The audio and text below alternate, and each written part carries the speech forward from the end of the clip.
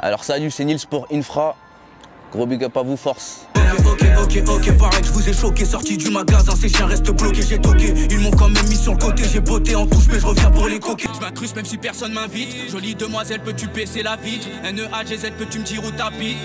Ces salopes sont là que pour m'analyser. Commis des crimes, on veut du bif et des primes. Mes rimes assassinées des primes. Je ne vois aucune cookie, aucune snitch dans ma team. Je mange des cookies fourrés de bleu le matin, puis je me roule un doobie. Mais moi, double dose que j'oublie. S'il faut, j'irai voir le doobie.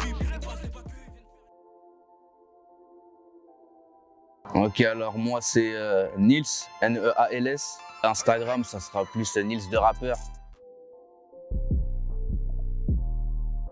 Alors, ça fait des années que je suis dans la musique. J'ai commencé, j'étais petit vraiment. On a une famille qui fait beaucoup de musique chez moi. Mon père faisait de la musique, mon grand-père faisait de la musique aussi au bled, pareil. Donc les scènes, etc. J'ai un peu l'habitude. Donc je baigne dedans, on va dire depuis très longtemps. Ouais, mes parents c'était plus des musiques du bled, c'est-à-dire Sega, Maloya. J'ai un cousin aussi qui fait du rap. J'ai commencé par de la dancehall de base.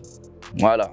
J'ai commencé par de la dancehall et au fur et à mesure, je me suis dirigé vers le rap. Je suis passé donc de la dancehall au chant, ensuite au rap et tout ça chez moi. Après, il y a des moments de ma vie qui comptent pas vraiment. Quand mon grand zinc faisait lui de la musique, il me faisait par moments faire des voix dans ses sons, des trucs comme ça. Et je vais pas le compter vraiment en réalité, c'est depuis que je suis vraiment tout petit, je vais dire 4-5 ans. Les premiers sons réels que j'ai fait, je devais avoir 12 ans. Je faisais de la musique avec des mecs qui avaient 15-16 ans déjà. Bah, c'était une suite logique, je dirais plutôt ça comme ça, sachant que bah, dans ma famille, il y a pas mal de monde qui ont fait de la musique. Donc ouais, automatiquement, suite logique. Et ensuite, c'est surtout une passion. Enfin, on a projeté l'aura de la musique sur moi depuis que je suis tout petit, donc du coup, automatiquement, j'en fais aussi.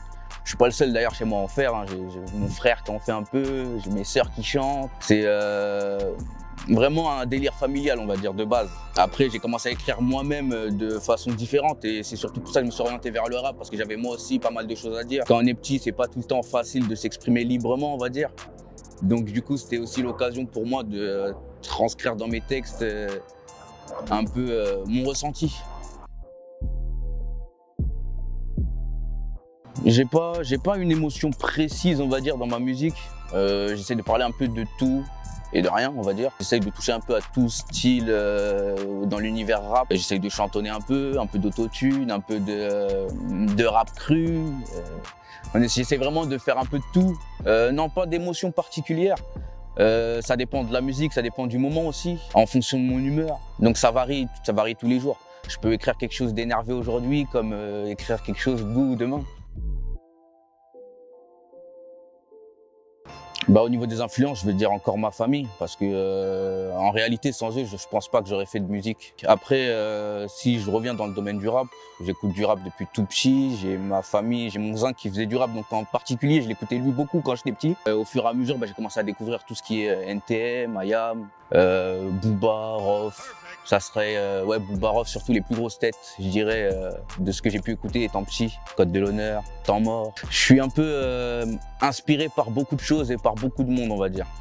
Bon après, selon moi, c'est que tout ça, c'est un puzzle. On essaye de faire quelque chose d'unique, c'est-à-dire à ma façon, mais avec des choses que j'ai pris un peu à droite à gauche.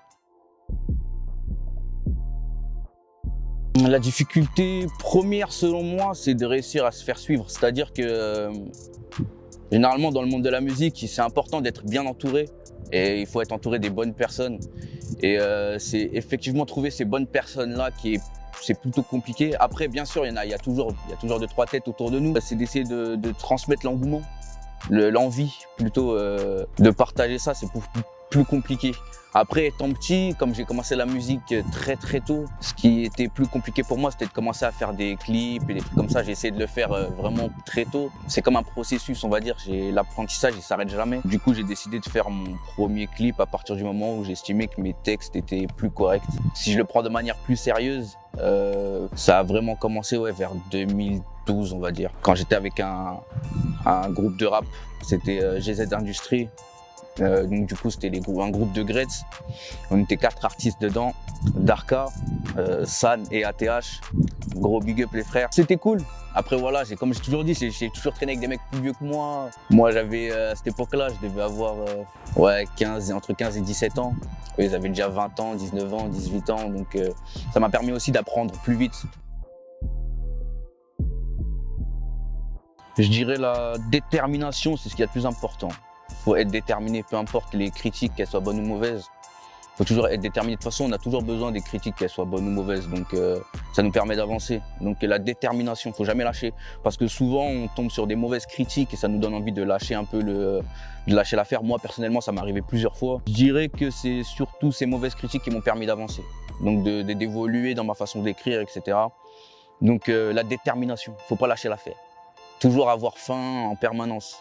Dès qu'on fait face à un obstacle ou bien qu'il y ait des problèmes ou quoi que ce soit, il faut, plutôt que de se prendre la tête et d'essayer d'abandonner, il faut trouver la solution la plus correcte.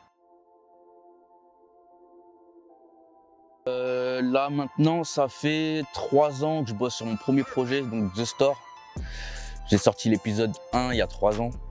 Ensuite, épisode 2 et 3, ça va faire 3 ans aussi pareil. Les petits soucis de la vie ont fait que j'ai dû m'arrêter un moment et là je suis revenu avec l'épisode 4 et l'épisode 5 début 2020, donc The Store. Ça serait le premier projet. Lui, mon but, ce serait que ce soit un album qui sorte plutôt 2021, mi-2021. Avant ça, là, je bosse sur La Potion. Donc, c'est une série de freestyle que je fais sur Instagram. J'espère pouvoir en faire une mixtape pour l'année 2020, donc fin 2020, ce serait l'idéal. Détermination les gars, toujours la détermination c'est important et la bonne humeur. Il faut toujours prendre les choses avec le sourire, même si on est contrarié, fatigué. À partir du moment qu'on aime ce qu'on fait, il faut le faire toujours dans les bonnes conditions, être positif.